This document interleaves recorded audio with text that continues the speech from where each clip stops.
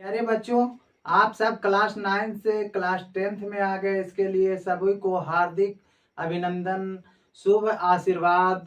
और साथ साथ हम आज आप लोग को जो पढ़ाने जा रहे हैं वो आपको संस्कृत में पाठ पहला पीयूषम पुस्तक से मंगलम चैप्टर का शुरुआत करने जा रहे हैं। आज का जो हम लोग का टॉपिक है वह संस्कृत में पढ़ना है पहला चैप्टर। समझ गया ना? पहला चैप्टर पढ़ना है और पहला चैप्टर में आप लोग को मंगलम चैप्टर से पढ़ना है। संस्कृत में पहला अध्याय में आप लोग को मंगलम चैप्टर पढ़ना है, जो किस पुस्तक से संकलित है? तो पीयूषम भाग 2। पीयूषम भाग 2 ऐसे कहा जाए तो आप लोग पीयूषम भाग 1 क्लास 9th में पढ़ चुके हैं, बट आप जब क्लास 10 में आ गए हैं तो पीयूषम भाग 2 पुस्तक आज आप लोग को पढ़ने के लिए मिल रहा है। तो इसका पहले परिचय करा दें, संस्कृत क्या चीज है। सबसे पहले जानिए संस्कृत क्या चीज है। तो संस्कृत जो हो गया बाबू, देवताओं की भाषा हो गई। संस्कृत क्या हो गया? देवताओं की भाषा हो गई। और संस्कृत के पितामह, संस्कृत के जन्मदाता कौन है? तो महर्षि वाल्मीकि ने, जिन्होंने रामायण लिखा है संस्कृत के श्लोक द्वारा, वही संस्कृत के क्या है? रचयिता है। तो संस्कृत का रचना किसने किया? महर्षि वाल्मीकि ने किया। इस चीज को जानने के बाद अब आप चलिए पाठ, क्या चीज? पाठ। तो पाठ, पाठ का अर्थ होता, पाठ संस्कृत शब्द है जिसमें क्या लगा हुआ है? विसर्ग। ये क्या लगा हुआ है बाबू? विसर्ग लगा हुआ है। और विसर्ग का ये पाठ का हिंदी अध्याय हो जाता है। पाठा का हिंदी क्या हो जाता है? अध्याय हो जाता है। और पाठा में क्या लगा हुआ? विसर्ग लगा हुआ है। और जब किसी भी संस्कृत में के अंत में जब विसर्ग लग जाए तो वह हमेशा क्या होता है? पुल्लिंग होता है। जिसमें विसर्ग लगा हो वो क्या कहलाता है? पुल्लिंग कहलाता है। और जिसमें विसर्ग न लगा हो, नाम लिखा हो, तो वह स्त्रीलिंग कहलाता है। जैसे क्या चीज?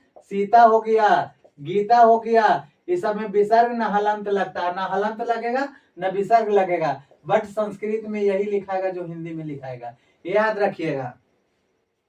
उसके बाद प्रथमा मीन्स पहला हो गया। हम लोग को जो आज पाठ पढ़ना है प्रथमा, इसमें देखिए क्या लगा हुआ? विसर्ग लगा हुआ है। और विसर्ग लगाने के कारण ये क्या हो गया? पुल्लिंग हो गया। तो आज हम लोग को जो पढ़ना है, कौन पढ़ना है? प्रथमा पाठा पढ़ना है। कौन पढ़ना है बाबू? प्रथम पाठा पढ़ना है। तो प्रथम पाठा में हम लोग को जो चैप्टर पढ़ना है उस चैप्टर का नाम क्या है? मंगलम। जो हम लोग को चैप्टर पढ़ना है उसका नाम क्या है? मंगलम। मंगलम का हिंदी क्या होता है? कल्याणकारी। कल्याणकारी बोले तो शुभ ही शुभ, अच्छा ही अच्छा, अमंगल कुछ ना हो, मंगल ही मंगल हो, है ना? अच्छा ही अच्छा हो, उसे क्या कहते हैं? मंगलम कहते हैं। क्या कहते हैं? मंगलम। मतलब हर तरह से बेहतर हो, हर तरह से बेहतर हो, उसे क्या कहते हैं? मंगलम कहते हैं। कल्याणकारी हो। अब यहाँ देखिए, अब बोलिएगा कि सर विसर्ग लग गया तो आपको क्या हो गया? पुल्लिंग हो गया। और जिसमें विसर्ग ना लगा हो तो वो आपको स्त्रीलिंग हो गया। और जिसमें हलांत लगा हो वो क्या कहलाएगा? आपसे क्वेश्चन कर सकते हैं। तो ना बाबू वह पुल्लिंग कहलाएगा और ना स्त्रीलिंग कहलाएगा। कहलाएगा तो क्या कहलाएगा? नपुंसक लिंग कहलाएगा। क्योंकि इसमें क्या लगा हुआ बाबू? हलंत लगा हुआ। तो जिसमें हलंत लगा हो वह क्या कहलाता है? नपुंसक लिंग कहलाता है। तो आपने जान लिया कि संस्कृत देवताओं की भाषा है। इसकी उत्पत्ति किसने किया था? महर्षि वाल्मीकि ने। ये पाठ पाठ प्रथम आज हम लोग को पढ़ना है, जिसमें मंगलम चैप्टर पढ़ना है। कौन सा चैप्टर पढ़ना है? मंगलम चैप्टर पढ़ना है। अब मंगलम चैप्टर हम लोग को पढ़ना है तो किस पुस्तक से संकलित है? किस पुस्तक से वह मंगलम चैप्टर लिया गया है? तो उस पुस्तक का नाम है पीयूषम भाग 2। पीयूषम भाग 2। अब आ जाइए, पीयूषम अगर कहा जाए तो पीयूषम, पीयूषम मतलब क्या होता है? तो पीयूषम का मतलब होता है अमृत। पीयूषम का मतलब क्या होता है? अमृत, जिसको सुधा भी बोलते हैं। क्या बोलते हैं? सुधा। तो अमृत का मतलब क्या हुआ? अमृत को अगर तोड़िएगा तो प्लस अमृत मृत हो जाएगा। यानी मृत्यु से जो विजय प्राप्त कर लिया हो, मृत्यु से जो विजय प्राप्त कर लिया हो वह क्या कहलाता है? अमृत। जिसे पीने से अमरता को प्राप्ति होती है, वह आदमी कभी मृत्यु को प्राप्ति नहीं करता है, वह क्या कहलाता है? अमृत कहलाता है। यह समुद्र मंथन से उत्पत्ति हुई थी। अमृत की उत्पत्ति कहां से हुई है? समुद्र को मंथन करने से इसकी उत्पत्ति हुई। और जिसके पान करने से क्या होती है? मृत्यु पर विजय की प्राप्ति होती है। तो अमृत नामक पुस्तक से हम लोग को मंगलम अच्छा ही अच्छा चैप्टर पढ़ना है। तो अब प्रश्न उठता है कि पीयूषम नामक पुस्तक में संकलित जो हम लोग का विषय है मंगलम, वह कहां से लिया गया है? वह कहां से लिया गया? तो वह उपनिषद से लिया गया है बाबू। कहां से लिया गया? उपनिषद से लिया गया है। आप लोग दबा के लाइक और सब्सक्राइब कीजिए और दोस्तों को शेयर कीजिए, क्योंकि आज संस्कृत का पढ़ाई क्लास 10th के लिए स्टार्ट हो चुका है और ये कभी रुकने वाला नहीं है और न झुकने वाला है। तो जितने दोस्तों को हो सके सब्सक्राइब करवाइए, लाइक कीजिए, कमेंट कीजिए। जो भी आप लोग दिक्कत हो कमेंट जताइए। अच्छा लगे तो अच्छा, बुरा लगे तो बुरा, एकदम कमेंट करना ना भूलिएगा और दबा के सब्सक्राइब करवाइए। समझ गए ना? तो आप लोग ये पीयूषम नामक पुस्तक में मंगलम चैप्टर जो हम लोग को पढ़ना है, यह प्रथम अध्याय है और ये लिया गया है कहां से? उपनिषद से लिया गया है। कहां से लिया गया है? यह पाठ उपनिषद से लिया गया है। और उपनिषद के लेखक कौन है? तो उपनिषद के लेखक जो हो गए, कौन हो गए बाबू? वेद व्यास जी हो गए। उपनिषद के लेखक कौन हो गए? वेद व्यास जी हो गए। उपनिषद का अर्थ क्या होता है? चलिए हम जानते हैं। जब इसको हम तोड़ते हैं तो क्या आता है? उप जोड़ नी जोड़ सद। उप जोड़ नी जोड़ सद। तो उप मीन्स होता है निकट। उप मीन्स क्या होता है बाबू? निकट। और नी मीन्स नियम पूर्वक। नी मीन्स क्या होता है? नियम पूर्वक। और सद मीन्स क्या होता है? बैठना। सद मीन्स क्या होता है? बैठना। तो जो गुरु के समीप नियम पूर्वक बैठता है उसी को क्या कहते हैं? उपनिषद कहते हैं। क्या कहते हैं बाबू? उपनिषद कहते हैं। उपनिषद की संख्या 108 है। उपनिषद की संख्या 108 है। तब बाबू प्रश्न उठता है कि उपनिषद की संख्या 108 है तो ये हम लोग को मंगलम चैप्टर जो है उसमें कितने उपनिषद से लिया गया है? तो ये प्रश्न जब उठता है तो उपनिषद की संख्या 108 है और मंगलम पाठ में 4 उपनिषद से लिया गया है। कितने उपनिषद से लिया गया? 4 उपनिषद से लिया है। जिसमें से कौन कौन उपनिषद आ जाता है? पहला श्लोक ईशावास्य उपनिषद से है, दूसरा जो है कठोपनिषद से है और तीसरा और चौथा जो श्लोक है, तीसरा और चौथा जो मंत्र है वो मुंडक से लिया गया है, मुंडक उपनिषद से लिया गया है। और पांचवा जो श्लोक हमारा है वह श्वेताश्वतर से उपनिषद से लिया गया। किससे लिया गया है? श्वेताश्वतर है ना, उपनिषद से लिया गया है। यहाँ देखिए इसमें आप लोग को 5 श्लोक है। कितने श्लोक पढ़ना है? 5 श्लोक। अगर आपसे पूछ दे कि मंगलम चैप्टर में आप लोग को कितना उपनिषद से पढ़ना है तो 4 उपनिषद से पढ़ना है। कितने श्लोक हैं? 5 श्लोक हैं। अगर पूछ दे कितने मंत्र हैं तो उसमें भी बतलाना है 5 मंत्र है, क्योंकि श्लोक को दूसरी भाषा में मंत्र भी कहते हैं। क्या कहते हैं? मंत्र भी कहते हैं। तो आप लोग को यहाँ मंत्र श्लोक कितने पढ़ने हैं बाबू? 5 को पढ़ना। अब 5वां श्लोक से क्या क्या निर्णय निकलता है इसके बारे में हम आपको बतलाते हैं। एकदम ध्यान पूर्वक ध्यान दीजिएगा। पहला श्लोक से कहां से लिया गया है? किस उपनिषद से लिया गया है? ईशावास्य उपनिषद से। पहला श्लोक हमारा कहां से लिया गया है? ईशावास्य उपनिषद से लिया गया है। और इसमें क्या बतलाया गया है? इसमें धर्म की महानता और सत्य का वर्णन है। इसमें किस चीज का वर्णन है बाबू? सत्य। इसमें धर्म की महानता और सत्य का वर्णन है।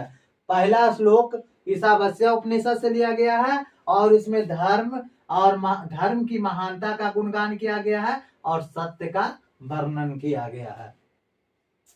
दूसरा यह श्लोक जो है वो कठोपनिषद से है। दूसरा श्लोक किस चीज से है? कठोपनिषद से। पहला कौन हो गया? ईशावासु से, है ना। पहला कौन हो गया? ईशावास्य से। और दूसरा जो हो गया कठोपनिषद। दूसरा कौन हो गया? कठोपनिषद। अब कठोपनिषद में क्या बतलाया गया? इसमें आत्मा और परमात्मा का वर्णन है। इसमें किस चीज का वर्णन है बाबू? आत्मा और परमात्मा का वर्णन किया गया है। दूसरा श्लोक जो हमारा है वो कठोपनिषद से लिया गया है और उसमें आत्मा और परमात्मा का। तो तीसरा जो हमारा श्लोक है वह मुंडक उपनिषद से लिया गया है। कहां से लिया गया है बाबू? मुंडक उपनिषद से। पहला श्लोक ईशावास्य उपनिषद से, दूसरा श्लोक कठोपनिषद से और तीसरा जो श्लोक लिया गया है मुंडक उपनिषद से लिया गया है। कहां से लिया गया है? मुंडक उपनिषद से। और इसमें सत्य की राह पर चलकर स्वर्ग पहुंचने का वर्णन है कि आप सत्य की राह पर चल करके स्वर्ग का मार्ग कैसे चुनेंगे, है ना, इसके बारे में वर्णन है। तो तीसरा श्लोक आपने जान लिया। अब चलिए जानते हैं चौथा श्लोक में कहां से लिया गया। तो ये भी मुंडक उपनिषद से लिया गया। यानी आपका मंगलम चैप्टर में तीसरा श्लोक और चौथा श्लोक जो दोनों है, दोनों मुंडक उपनिषद से लिया गया है। और चौथा श्लोक में क्या बतलाया गया है? इसमें ऋषि मुनि और विद्वानों के गुण का वर्णन है। किसके चीज का वर्णन है बाबू? ऋषि मुनि और विद्वानों के गुण का वर्णन है। पांचवा श्लोक जो हमारा है वह श्वेताश्वतर उपनिषद से लिया गया है। किससे लिया गया है? श्वेताश्वतर उपनिषद से लिया गया है और उसमें वेद का गुणगान किया। किसका गुणगान किया गया है जी? वेद का गुणगान किया गया है। तो आपने जान लिया कि संस्कृत क्या है बाबू? देवताओं की भाषा है। संस्कृत के पिता, तो आपने देख लिया कि संस्कृत जो है देवताओं की भाषा है। संस्कृत के पितामह महर्षि वाल्मीकि हो गए। पाठम इस अध्याय होता है, ये पुलिंग है जिसमें विसर्ग लगा रहता है, पुलिंग कहलाता है। स्त्रीलिंग जिसमें विसर्ग नहीं हो, हलंत नहीं हो, सिर्फ नाम हो, स्त्रीलिंग कहलाता है। जैसे सीता और गीता हो गया। प्रथमा मीन्स पहला हो गया, ये पुलिंग है क्योंकि इसमें विसर्ग लगा हुआ है। मंगलम का अर्थ होता है कल्याणकारी, ये इसमें हलंत लगा हुआ है इसीलिए ये नपुंसक लिंग हो गया। मंगलम का अर्थ होता है मंगल ही मंगल, अच्छा ही अच्छा, शुभ ही शुभ, ये सब मंगल ही कहलाता है। पीयूषम मीन्स होता है अमृत, आ जोड़ मृत, जिसके पान करने से मृत्यु पर विजय की प्राप्ति हो। आ मीन्स विजय, मृत मीन्स मृत्यु, अर्थात जो मृत्यु को विजय प्राप्त कर चुका है उसे क्या कहेंगे? अमृत कहेंगे। अमृत का दूसरा नाम क्या है? सुधा है ना। ये पाठ जो है कहां से लिया गया है? तो ये पाठ उपनिषद से लिया गया है। मंगलम पाठ कहां से लिया गया है? उपनिषद से लिया गया है। और उपनिषद के लेखक कौन है? तो उपनिषद के लेखक वेद व्यास हैं। उपनिषद के लेखक कौन है? वेद व्यास है। उपनिषद को अगर तोड़ा जाए तो उप जोड़ नी जोड़ सद। उप मीन्स होता है निकट, नी मीन्स होता है नियम पूर्वक, सद मीन्स होता है बैठना। तो जो गुरु के समीप नियम पूर्वक बैठता है उसे क्या कहते हैं? उपनिषद कहते हैं। टोटल उपनिषद की संख्या कितना है? 108 है। और मंगलम पाठ में 4 उपनिषद से लिया गया है।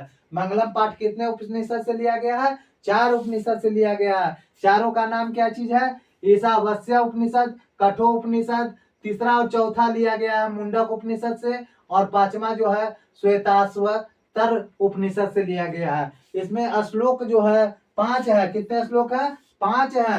पहला श्लोक जो है आपको ईशावास्य उपनिषद से लिया गया है। इसमें धर्म की महानता और सत्य का वर्णन है। दूसरा श्लोक है कठोपनिषद से, इसमें आत्मा और परमात्मा का वर्णन है। तीसरा श्लोक है मुंडक उपनिषद से, इसमें सत्य की राह पर चलकर स्वर्ग पहुंचने का वर्णन। तो तीसरा श्लोक में आपने जान लिया कि मुंडक उपनिषद से लिया गया, इसमें सत्य की राह पर चलकर स्वर्ग पहुंचने का वर्णन है। और चौथा श्लोक जो है आपको मुंडक उपनिषद से लिया गया है। इसमें ऋषि मुनि और विद्वानों के गुण का वर्णन है कि ऋषि मुनि और विद्वान किस रास्ते को पा करके अमरता को प्राप्त करते हैं और स्व का कुल विमुक्त हो जाते हैं। और पांचवा जो श्लोक है श्वेताश्वतर उपनिषद से लिया गया है। इसमें वेद का गुणगान किया गया है कि वेद का उच्चारण करना, वेद को पढ़ना उतना ही महान पाया गया है जितना कि सूर्य से निकलने वाली रोशनी का महानतम दिया गया है। क्योंकि वेद को पढ़ने से, वेद के उच्चारण से अंधकारमय जीवन प्रकाशमय जीवन की ओर हो जाता है। जो अंधेरा में भटकता रहता है वो प्रकाश में प्रज्वलित हो जाता है, उसमें दिव्य ज्ञान प्राप्त हो जाती है। तो दिव्य ज्ञान प्राप्त होती है तो कैसे होती है? चलिए हम विषय पर चलते हैं और चलते हैं स्क्रीन बोर्ड पर और देखते हैं विषय को। बच्चों जब हम स्क्रीन बोर्ड पे आए तो देखे क्या चीज की लिखा हुआ है। हम लोग को संस्कृत में चैप्टर के जो महानता बतलाया गया है उसमें दर्शन शास्त्र के बारे में बतलाया गया है कि जो आपका उपनिषद है उसका अंतिम भाग क्या होता है, दर्शन शास्त्र होता है, और इसमें क्या क्या संकलित है, कितने दोहे हैं, इसके बारे में बतलाया गया। चलिए अब इसको नींबू की तरह निचोड़ करके सीखते हैं। तो नींबू की तरह निचोड़ कर सीखने के पहले सबसे पहले जो बच्चे सब्सक्राइब नहीं किए हैं तो सब्सक्राइब कर दीजिए, सबसे बड़ा खुशखबरी है। हम इंग्लिश में आप लोग को लाइव क्लास भी, संस्कृत में आप लोग के लिए लाइव क्लास भी लेने वाला हूं कुछ समय के बाद। आप लोग जितना जल्द से जल्द सब्सक्राइब कीजिए। जब तक 800 से ऊपर सब्सक्राइब नहीं हो जाता हम लाइव क्लास नहीं लेंगे। अगर आप लोग को अच्छा लगता है पढ़ने में तो कमेंट करें, और जितना ज्यादा से ज्यादा सब्सक्राइब कीजिए। मेरा टारगेट है 800 सब्सक्राइब। जिस समय 800 सब्सक्राइब हो गया फ्री में हम ऑनलाइन क्लास आप लोग को लेंगे संस्कृत में। तो ऑनलाइन क्लास लेने के पहले चलिए अब हम चलते हैं, देखते हैं क्या लिखा हुआ है। तो इसमें लिखा हुआ है क्या चीज, उपनिषद वैदिक वाग्मयस्य अंतिमे भागे दर्शन शास्त्रस्य सिद्धांतान प्रकटयन्ति। इसको कहा जाए उपनिषद उपनिषद वैदिक वाग्मस्य अंतिमे भागे दर्शन शास्त्रस्य सिद्धांतानां प्रकटयन्ति। कहा जाए तो उपनिषद का अर्थ क्या होता है बाबू, तो उपनिषद का अर्थ होता है उपनिषद, वैदिक का अर्थ होता है वैदिक, और वाग्मस्य का अर्थ इसमें अस्य लगा हुआ है तो क्या हो जाएगा आप लोग को पता है बाबू, का हो जाता है। और वाग्मय का अर्थ साहित्य हो जाता है। तो उपनिषद वैदिक साहित्य मतलब साहित्य के, वाग्मयस्य मतलब साहित्य के, अंतिमे मतलब अंतिम, अंतिमे मतलब अंतिम, भागे, यहाँ भागे ए दे रहा, इसमें भागे मीन्स होता है भाग में, भागे मीन्स भाग में, दर्शन शास्त्र से, यहाँ भी देखिए अस्य लगा हुआ दर्शन शास्त्र में, तो जिसको फिलोसफी बोलते हैं। तो दर्शन शास्त्र से मतलब दर्शन शास्त्र के, सिद्धांतान, सिद्धांतान मतलब क्या होता है, सिद्धांत को, सिद्धांतान मीन्स क्या होता है बाबू, सिद्धांत को, प्रकटयन्ति मतलब प्रकट करता है। क्या करता है, प्रकट करता है। उपनिषद मतलब उपनिषद, वैदिक मीन्स वैदिक, वाग्मय मतलब साहित्य, अस्य मतलब के, अंतिमे मतलब अंतिम, भागे मीन्स भाग में, दर्शन शास्त्र से मतलब दर्शन शास्त्र के, सिद्धांतान मतलब सिद्धांत को, प्रकटयन्ति मतलब प्रकट करता है ना। तो इसका अर्थ क्या हो गया, उपनिषद वैदिक वाग्मयस्य अंतिमे भागे दर्शन शास्त्रस्य सिद्धांतान प्रकटयन्ति। उपनिषद वैदिक वाग्मयस्य अंतिमे भागे दर्शन शास्त्रस्य सिद्धांतानां प्रकटयन्ति। कहा जाए तो उपनिषद वैदिक साहित्य के अंतिम भाग में दर्शन शास्त्र के सिद्धांत को प्रकट करता है। तो अगर आपको इस लाइन का हिंदी करना हो तो कैसे करेंगे, जब आपसे कोई बोले कि उपनिषद वैदिक वाग्मयस्य अंतिमे भागे दर्शन शास्त्रस्य सिद्धांतान प्रकटयन्ति, मतलब हो गया उपनिषद वैदिक साहित्य के अंतिम भाग में दर्शन शास्त्र के सिद्धांत को प्रकट करता है। अब आगे क्या लिखा हुआ है बाबू, सर्वत्र परमात्मना महिमा प्रधानतया गीयते, मतलब सर्वत्र मीन्स क्या होता है, सभी जगह, सर्वत्र मीन्स क्या होता है बाबू, सभी जगह, परमात्मना परम पुरुष परमात्मा, परमात्मना मीन्स परम पुरुष परमात्मा, महिमा मीन्स महिमा गुणगान जिसको बोलते हैं, अगीयते मतलब गाई जाती है। तो कहने का मतलब हुआ सर्वत्र परमात्मना महिमा प्रधानतया गीयते, मतलब सभी जगह परम पुरुष परमात्मा की महिमा गाई जाती है। उपनिषद वैदिक वाग्मयस्य अंतिम भागे दर्शन शास्त्रस्य सिद्धांतान प्रकटयन्ति, उपनिषद वैदिक सिद्धांत के अंतिम भाग में दर्शन शास्त्र के सिद्धांत को प्रकट करती है।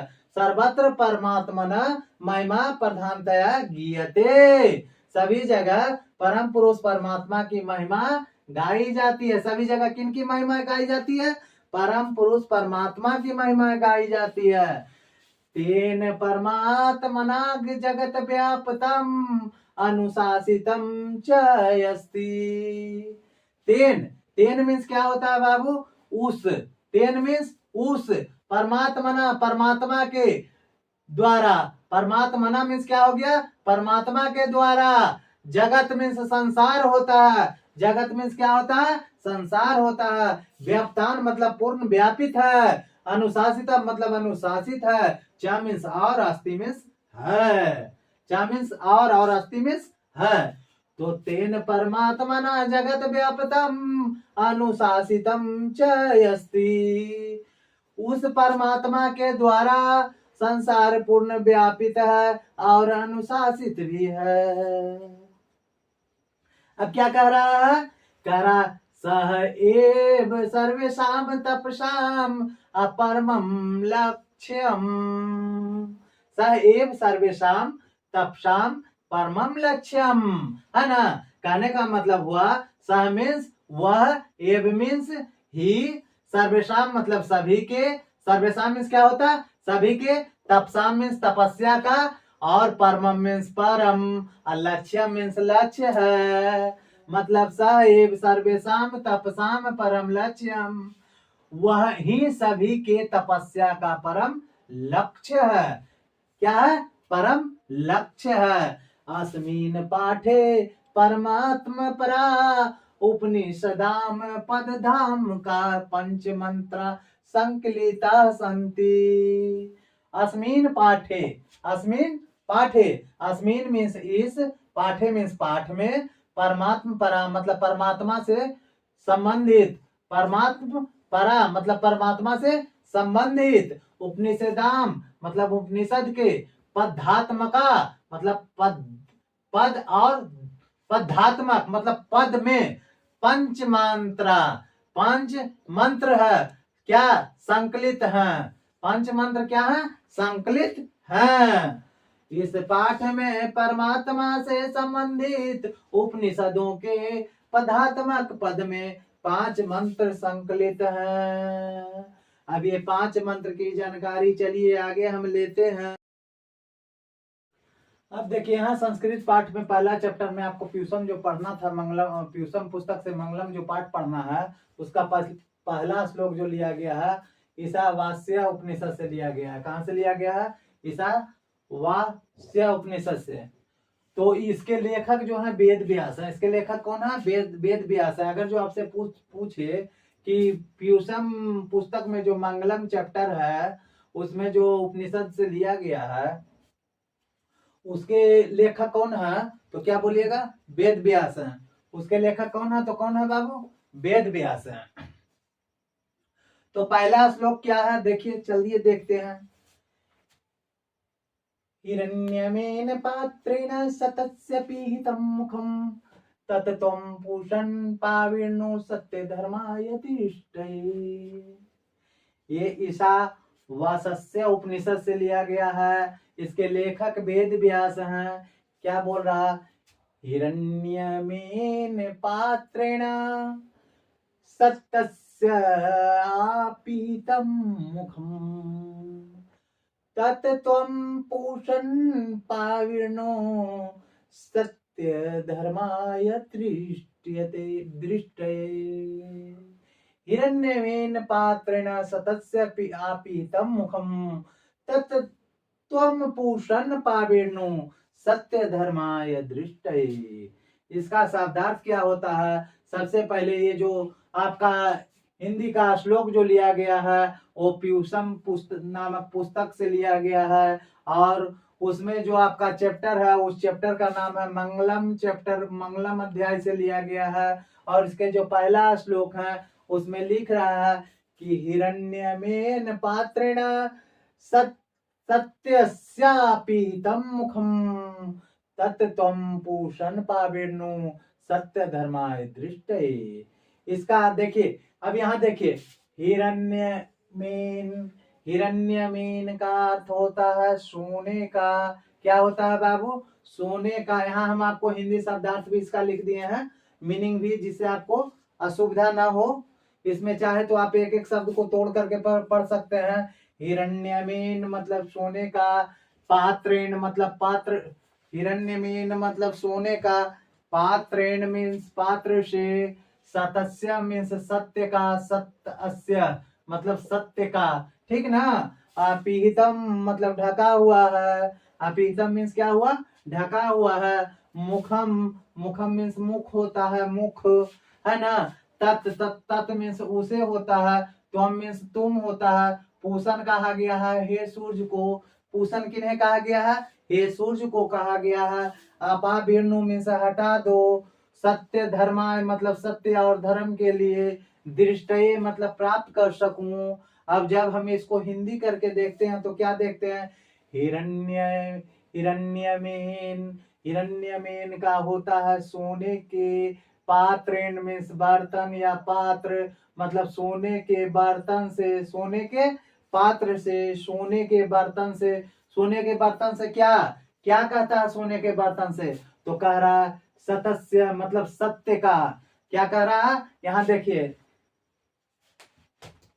यहां बोल रहा हिरण्यमेन मतलब हिरण्यमेन मतलब सोने का, पात्रेन पात्र से या बर्तन से, सतस्य यहाँ क्या बोल रहा है बाबू, सतस्य, सतस्य यहीं तक है, ये आकार है इधर, सतस्य क्या है, आकार यहाँ है, इसको मत अथी कीजिएगा, ये जो है आकार यहाँ है, ये सतस्य एक हो गया, सतस्य क्या हो गया, एक हो गया। सतस्य मतलब क्या हो गया, सतस्य मीन्स क्या हो गया, सत्य का, सतस्य मीन्स क्या हो गया बाबू, सत्य का, तो सतस्य मतलब सत्य का। हिरण्यमेन मतलब क्या होता है, हिरण्यमेन मतलब सोने के, पात्रेण मतलब बर्तन से, सतस्य मीन्स सत्य का, आपीहितम, आपीहितम मीन्स क्या होता है, ढका हुआ है, आपीहितम मीन्स क्या होता है बाबू, ढका हुआ है। मुखम मीन्स क्या होता है, मुख, मुखम मीन्स क्या होता है, मुख। तो सोने के पात्र, हिरण्यमेन मतलब सोने के, पात्रेन पात्र, पात्र सोने के पात्र से क्या है, सतस्य सत्य का, पीहितम मतलब ढका हुआ है, मुखम मीन्स मुख मतलब सोने के पात्र से क्या ढका हुआ है, सोने के पात्र से सत्य का मुख ढका हुआ है। सोने के पात्र, सोने के पात्र से सत्य का मुंह क्या है बाबू, ढका हुआ है। तो इसका जब हिंदी करेंगे, हिरण्यमेन, हिरण्यमेन पात्रेण सतस्य अपीतम मुखम मतलब हिरण्यमेन मतलब सोने के, पात्रेण मतलब बर्तन से, सतस्य सत्य का, पीहितम मतलब ढका हुआ है, मुखम मीन्स मुख मतलब सोने के पात्र से सत्य का मुख क्या है, ढका हुआ है। हिरण्यमेन पात्रेण सतस्य आपीतम मुखम, सोने के, हिरण्यमेन सोने के, पात्रेण पात्र से, सतस्य सत्य का, पीतम ढका हुआ है, मुखम मीन्स मुख। इसको एकदम समझने की कोशिश कीजिए और कंठस्थ याद कर लीजिए और दबा के सब्सक्राइब कीजिए, क्योंकि ऐसा आपको फिर मिलने वाला नहीं है सब्जेक्ट। हिरण्यमेन पात्रेण सतस्य आपीतम मुखम मतलब हिरण्यमेन मतलब क्या होता है, सोने का, हिरण्यमेन मतलब सोने का, पात्रेण मतलब बर्तन से, सतस्य मीन्स सत्य का, पीतम आपीतम मतलब ढका हुआ है, मुखम मीन्स मुख मतलब सोने के पात्र से सत्य का मुख ढका हुआ है। इसीलिए, इसीलिए पूषण, पूषण मीन्स सूर्य होता है, इसीलिए सूर्य, इसीलिए सूर्य तत्, देखिए यहाँ, अब यहाँ ध्यान दीजिएगा, तत्, तत् मीन्स क्या होता है बाबू, तत् मीन्स होता है उसे, तत् मीन्स क्या होता है उसे, त्वम मीन्स क्या होता है तुम होता है, तत् मीन्स क्या होता है उसे, त्वम मीन्स क्या होता है तुम होता है। पूषण सूर्य को कहा गया है, पूषण किन्हें कहा गया है, सूर्य को कहा गया है। पा बिरनु, पा बिरनु मतलब क्या होता है, पा बिरनु, इसमें पूछना पा बिरनु, अपा बिरनु मीन्स होता है हटा दो, अपा बिरनु मीन्स क्या होता है, हटा दो। तो हम पूछना पाविरनु है ना, मतलब हटा दो, क्या चीज हटा दो, तुम उसे, तत् मतलब उसे, तो मतलब तुम, पूछना मतलब हे सूर्य, आप अपा बिरनु हटा दो, किसको हटा दो बाबू, सत्य धर्म दृष्टि, सत्य और धर्म को देखने के लिए, सत्य और धर्म को देखने के लिए। क्या करो, सोने के पात्र से जो मुख ढका हुआ है उसको तुम हटा दो। किस लिए हटा दो बाबू? ताकि हम धर्म और सत्य का ज्ञान प्राप्त कर सकूं। तो हिरण्यमेन पात्रेण सतस्या पीतम मुखम तत्त्वं पुष्णापीर्णो सत्य धर्माय दृष्टये। सोने के पात्र से सत्य का मुख ढका हुआ है, इसीलिए हे सूर्य तुम इसे हटा दो, जिससे मैं सत्य और धर्म का ज्ञान प्राप्त कर सकूं। आशा करते हैं आप लोग समझ गए होंगे। चलिए अब दूसरा श्लोक देखते हैं। अब यहाँ जो आपका दूसरा श्लोक लिया गया है वो कंठोपनिषद से है और इसके भी लेखक वेद व्यास ही हैं। इसमें कहा गया है कि अनोड़ अनियान महतो मह्यान आत्मास्य जंतो निहितो गुहायाम संक्रतु पश्यति बीत शोको धातु प्रसदान महिमान मतमना। इसमें कहा गया है कि अणोण अनियान, अणु का मतलब होता है अणु से, अनियान मतलब होता है सूक्ष्म, और सूक्ष्म का अर्थ होता है छोटा।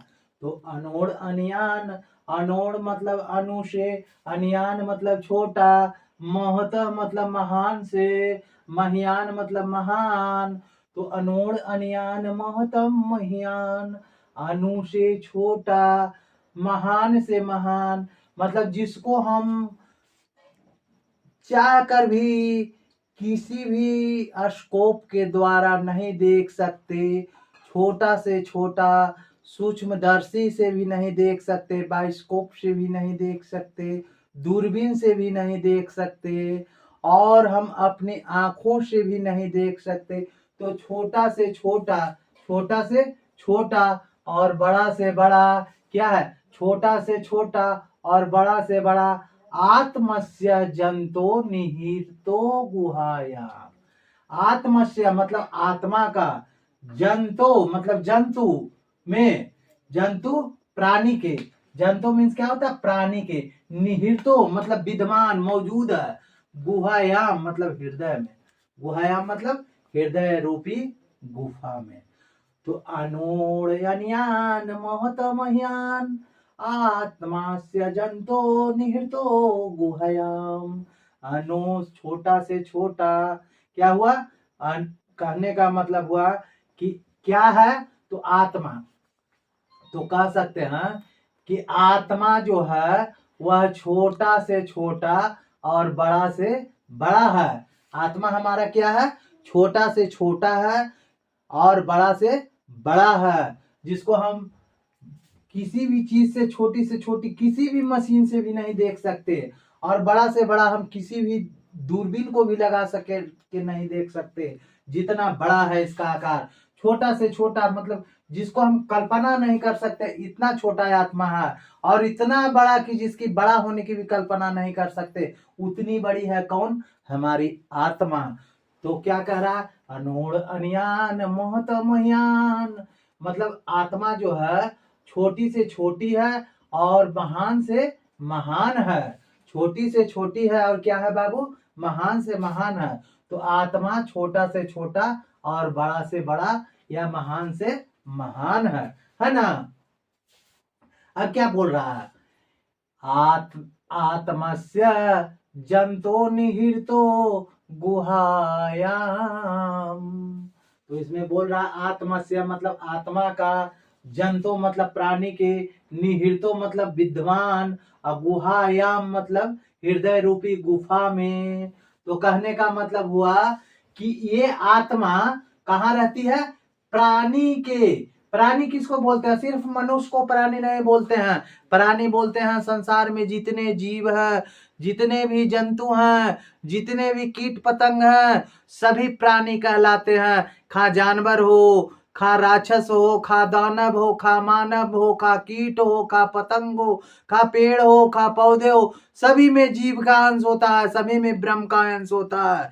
और यही ब्रह्म का अंश जो क्या है? छोटा से छोटा, उसको रूप भी दे दिया जाए, एक छोटा से छोटा चींटी में भी वह प्रवेश करती है, और एक विशाल से विशाल महाकाय राक्षस में भी वह प्रवेश करती है। कौन? आत्मा। तो आत्मा छोटी से छोटी भी है और महान से महान भी है, जिसकी कितना हो वर्णन किया जाए तो कम से कम है। तो ये कह रहा है कि अनोण अनियान महतम महियान, छोटा आत्मा जो है छोटा से छोटा और महान से महान है।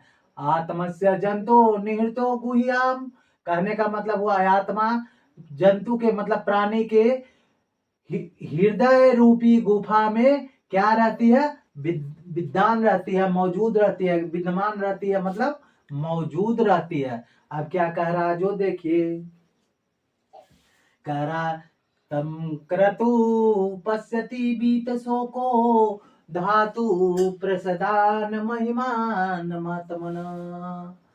कह रहा तम क्रतु पश्यतो बीत शोको, कहने का मतलब हुआ कि उस आत्मा को अगर कोई देख सकता है तो कौन देख सकता है? बीत शोकी। कौन देख सकता है? बीत शोकी। बीत शोकी किसको कहते हैं? तो बीत शोकी का अर्थ होता है जिसको न लोभ हो, न माया हो, न किसी तरह का परपंच हो, न डर हो, न भय हो, किसी भी तरह का न द्वेष हो, न कलेश हो, न धन अर्जित करने का सोच हो, न सपना हो, न कोई अपना हो, सिर्फ हो तो ब्रह्म हो। कौन हो? ब्रह्म हो, आत्मा हो। तो कहने का मतलब हुआ कि बीत शोकी वही कहलाता है जो दुनिया से कोई वास्ता नहीं रखता है, वो कंदराओं में पाया जाता है, कहीं भगवान में लीन होकर के किसी कंदराओं गुफा में जंगलों में जा करके भगवान में लीन रहता है, वही बीत शोकी क्या कर सकता है? वही इस आत्मा को बीत शोकी देख सकता है। जिस और वह बीत शोकी कहलाता कौन है? वह बीत शोकी वही महापुरुष कहलाता है जिसे महान परमात्मा की असीम कृपा अनुकंपा होती है ना। तो तम करंतु पश्यति बीत शोके, उस आत्मा को कोई बीत शोकी ही देख पाता है। धातु प्रसदान महिमान मत मना, कहने का मतलब हुआ कि जिस पर ईश्वर की असीम अनुकंपा हो, जिस पर ईश्वर की क्या हो? असीम अनुकंपा हो, वही बीत शोकी इस आत्मा को देख पाता है। तो कहने का मतलब हुआ कि अनोड़ अनियान महत महियान आत्मास्य जंतो निहितो गुह्याम तम क्रतु पश्यते बीत शोको धातु प्रसदान महिमान मात्मना। अनोड़ अनियान, अनु से भी छोटा से भी छोटा, महता महियान महान से भी महान, आत्मस्य आत्मा का, जंतु मतलब जंतु में, निहितो मतलब निहित विद्यमान रहता, गुहायाम मतलब हृदय रूपी गुफा में, तम क्रतु पश्यते बीत शोक, जिसे कि कोई बीत शोकी ही देख पाता है। पर वह बीत शोकी होता कौन है? धातु प्रसादान, भगवान की जिसकी असीम अनुकंपा होती है, महिमान मत मना, जिनकी असीम अनुकंपा होती है, जिस पर ईश्वर की क्या होती है? असीम अनुकंपा यानी कृपा होती है, वही बीत शोकी किसे देख पाता है? आत्मा को देख पाता है। किसे देख पाता है जी? आत्मा को देख पाता है। तो चलिए अब तीसरा श्लोक में चलते हैं। देखिए यहाँ तीसरा श्लोक जो आपका है मंगलम पाठ से लिया गया है और ये मुंडक उपन्यास से है। किससे है? मुंडक से है। और इसके लेखक कौन है? वेद व्यास है। कौन लेखक है जी? वेद व्यास है। तो इसमें जो बताया गया है वेद व्यास है, और इसमें जो बतलाया गया है कि क्या श्लोक क्या है, पहले श्लोक हम कहकर सुनाते हैं। सत्यमेव जयते नानिर्तम सत्येन पंथा विदितो देवयाना एनया कर्मन्ति ऋषियो हे आप्त कामा यत्र तत् सतस्य परम निधानम। सत्यमेव जयते नानिर्तम सत्य एन पंथा विरततो देवयाना एन आकर्मन्ति ऋषियो हे आप्त कामा यत्र तत्र सतस्य परम निधानम। सत्यमेव, सत्यमेव मतलब होता है सत्य की जयते सत्यमेव मतलब सत्य की सत्यम सत्य सत्यम मीन्स सत्य एव मतलब ही। इसमें क्या लिखा हुआ सत्यमेव मतलब सत्यम जोड़ एव है। क्या है बाबू? सत्यम जोड़ एव। तो सत्यम का अर्थ होता है सत्य की और एव मतलब होता है ही। जयते जयते मतलब विजय होता है। ना निर्तम ना मीन्स नहीं ना मीन्स नहीं। अनिर्तम क्या हो गया? न जब अलग हो गया तो क्या हो गया? अनिर्तम। क्या हो गया बाबू? अनिर्तम। इसको तोड़िए। न अनिर्तम। अनिर्तम मीन्स क्या होता है? झूठ। अनिर्तम मीन्स क्या होता है? झूठ। सत्यम मतलब सत्य। सत्यम मीन्स सत्य। एव मतलब ही। जयते मतलब विजय। ना अनिर्तम ना मीन्स नहीं और अनिर्तम मतलब झूठ है ना। सत्यएन सत्यएन मतलब सत्य से। सत्यएन मतलब सत्य से। पंथा मीन्स क्या होता है? मार्ग होता है। बीततो बीततो मतलब विस्तृत होता है विस्तार होता है। देवयाना मतलब देवलोक का। क्या होता है? देवलोक का। एन एन मतलब होता है जिसके द्वारा। आकर्मंती मतलब प्रयत्न करता है। ऋषियों मतलब ऋषिगण। आप्त कामा इच्छा पूर्ति की। यत्र मतलब जहां। तत्र मतलब उस। यत्र मतलब यहाँ। तत् मने उस। सतस्य मतलब सत्य का। सत्य अस्य सत्य का। परम परम मतलब श्रेष्ठ और निधान मतलब रास्ता है। चलिए अब इसका हम हिंदी करते हैं। सत्यमेव जयते नानिर्तम। सत्यम एव मतलब सत्य से क्या होता है? सत्य की विजय होती है झूठ की नहीं। सत्यमेव जयते सत्य की विजय होती है। सत्यमेव जयते सत्य की ही विजय होती है। ना अनिर्तम ना अनिर्तम मतलब झूठ की नहीं। सत्यमेव जयते ना अनिर्तम सत्य की ही विजय होती है झूठ की नहीं। सत्य एन पंथा बीततो देवयाना सत्य का रास्ता देवलोक तक स्थित है। सत्य एन पंथा सत्य का रास्ता। बीततो मतलब विस्तार। देवयाना मतलब देवलोक। सत्य का रास्ता देवलोक तक स्थित है। सत्यमेव जयते नानिर्तम सत्येन पंथा बीततो देवयाना। सत्य में सत्य का ही विजय होता है झूठ की नहीं। सत्येन पंथा बीततो देवयाना सत्य का रास्ता देवलोक तक स्थित है। अब क्या कह रहा है बाबू? एना कर्मन्ति ऋषियो ही आप्त कामा यत्र तत्र सतस्य परम निधानम। एन आकर्मन्ति ऋषियो ही आप्त कामा।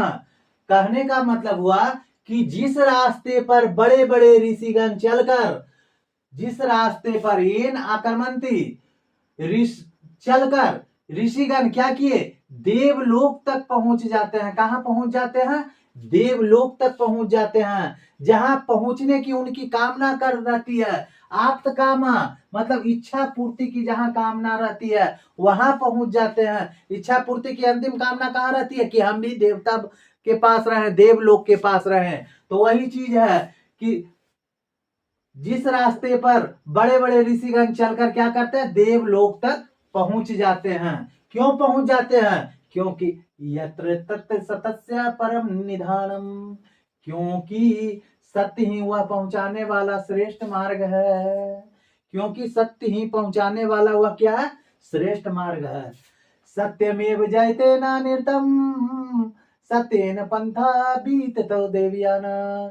एना कर्मन्ति ऋषियो हि अप्त कामा यत्र तत्र सतस्य परम निधानम। सत्य की विजय होती है झूठ की नहीं। सत्य का रास्ता देवलोक तक स्थित है। जिस रास्ते पर बड़े बड़े ऋषिगण चलकर देवलोक तक पहुंच जाते हैं क्योंकि सत्य ही वहां पहुंचाने वाला श्रेष्ठ मार्ग है। चलिए अब चलते हैं चौथा श्लोक। अब चौथा और पांचवा श्लोक रह गया है। वीडियो लंबी होने के कारण हम आपको वीडियो जो है चौथा और पांचवा मंत्र चौथा और पांचवा श्लोक जो है नेक्स्ट वीडियो में आपको बनेगा और उसका हिंदी शब्दार्थ नेक्स्ट वीडियो में बनाएंगे। तब तक के लिए थैंक यू सो मच।